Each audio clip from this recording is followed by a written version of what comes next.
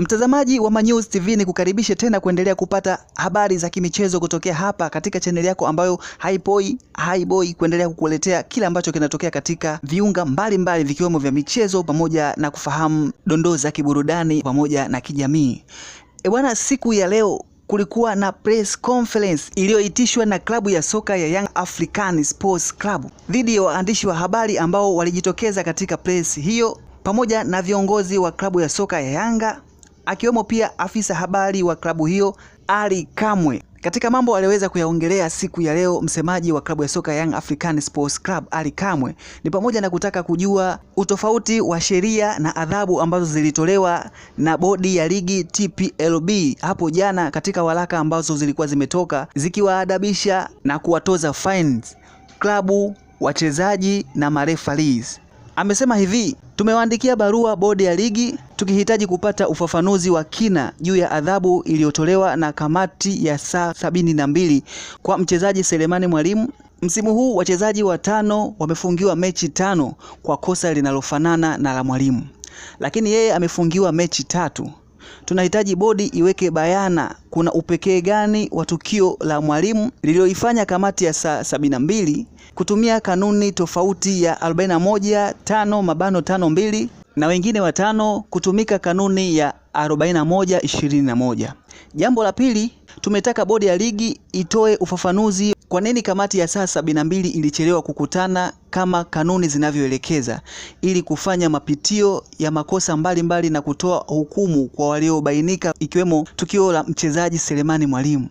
Aidha, mechi zingine zilizopita kamati hii ya saa 72 ilikutana kwa wakati na kutoa hukumu. Kulikuwa na changamoto gani iliyopelekea kucheleweshwa kwa haki?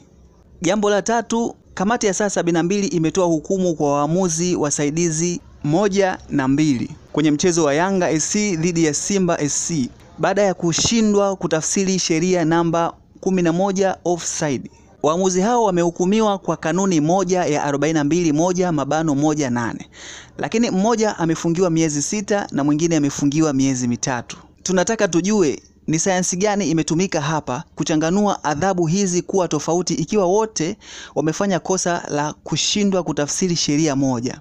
Je, kamati yenu inayo sayansi ya kuona kesho kwa kubaini kuwa Prince Dube asingefunga nafasi ya wazi aliyoipata? Jambo la 4, kwa mujibu wa sheria za FIFA, goli halali ni lile goli pekee ambalo limeruhusiwa na muamuzi wa kati.